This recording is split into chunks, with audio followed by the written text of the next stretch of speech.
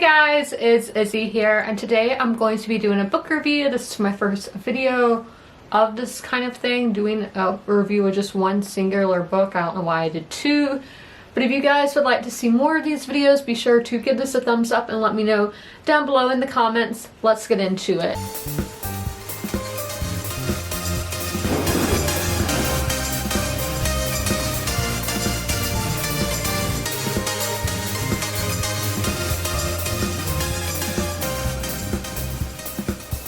Today we're going to be looking at The Sun Also Rises by Ernest Hemingway. I felt like starting with a classic would just get me more views, to be straight up honest with y'all, because I feel like people will just look those up more. In The Sun Also Rises, we follow a group of friends who are expats in post-World War II Europe, or World War I, sorry, and we're mainly focusing on Paris and Spain. I feel like this book was supposed to be a character-driven one, but I just didn't connect with the characters at all.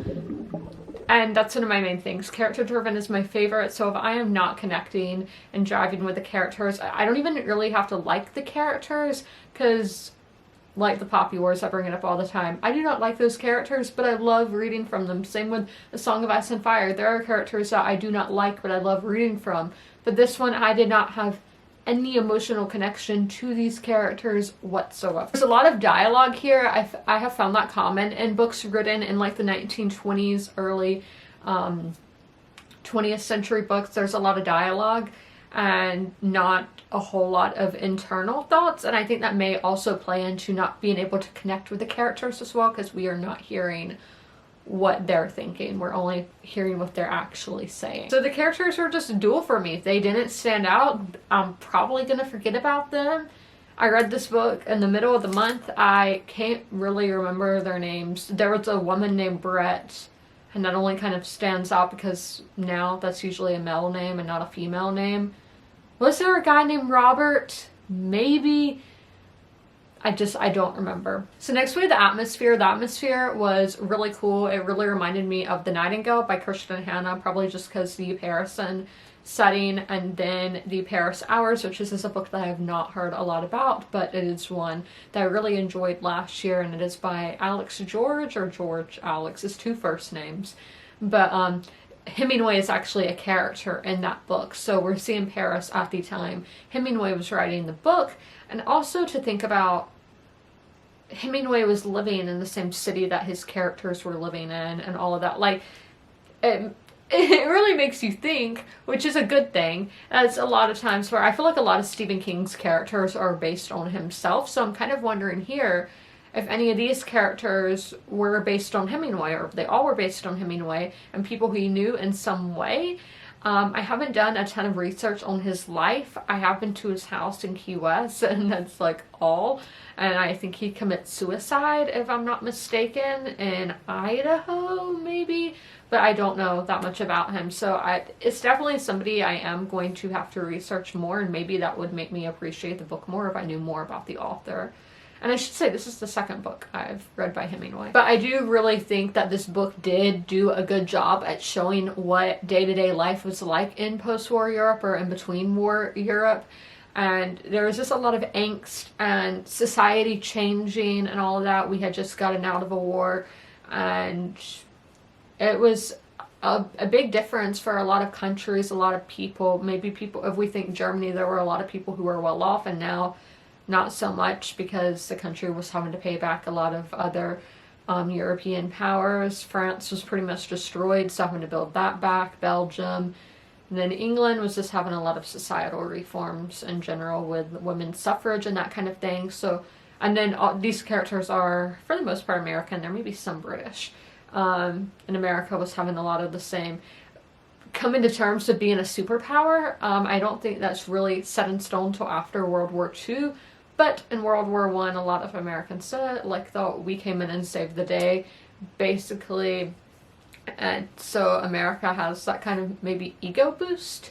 And yeah. So the writing was quite descriptive at times, and I felt like it was the highlight of the novel, especially the descriptions between France and Spain. You just see the rolling hills and everything. Like, the nature writing is fantastic in this here, and I think this book is mainly set in Paris, but just their travel from going from France to Spain, and the descriptions of the scenery, it was just very beautiful. I could very vividly picture. I have never been there. I don't even know what it looks like. I have no idea. So except for what I was forming up in my mind. So it'd be really interesting to compare what is in my mind to what it actually looks like. So after I film this, I'm definitely going to go look up and see what the rolling hills look like. And then there were other parts about just how a person was described, and I felt like it was so emotional. It could be some just very little, like the twinkle in their eye. I just thought it was very beautiful, and as I said, emotional.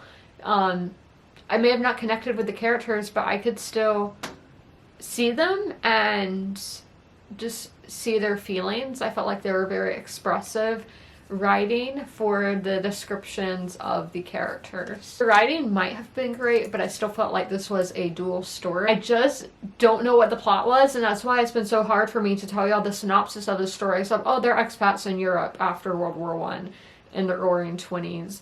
I don't know what the plot was. I don't know what the point of this novel was, and that is something that is kind of stressed me out. I'm like, what was the point of reading this? And good thing it was short, because if it was like 500 pages and I didn't get it at all, I would drive myself crazy. Yeah, we would just follow the characters day to day. Even with their dramas, I wasn't like shocked or rooting for anybody because I just couldn't connect with the characters, so I didn't really care what was happening to them in the story. The book was boring, and after I couldn't even write my review right after it. I was like, I need a nap. I can't do this. I can't write this review. I'm taking a nap. Yeah, as I said, this is the second book that I have read by Hemingway. The first one was The Old Man and the Sea, and I read that my freshman year in high school, and honestly, that book was putting me to sleep back then too. But again, I wasn't an avid reader back then. I've done a video before about how I think reading, like, not forced reading, required reading in schools, of how it can be improved. I may make an updated one on that, but I have done a video talking about that, talking about the books that I read in school, how I do want to reread them to experience them as an adult rather than a young teenager. I will read one more book by Hemingway, and if I don't like it, then I'm not going to pick up any other books by him. So let me know your recommendations for Hemingway novels. Tell me in the comments, and I will just have to see which one gets brought up the most, and that will be the one that I pick up next. But I hope you guys enjoyed this video, and as always, comment, rate, and subscribe. I'll see you in the next one. Bye!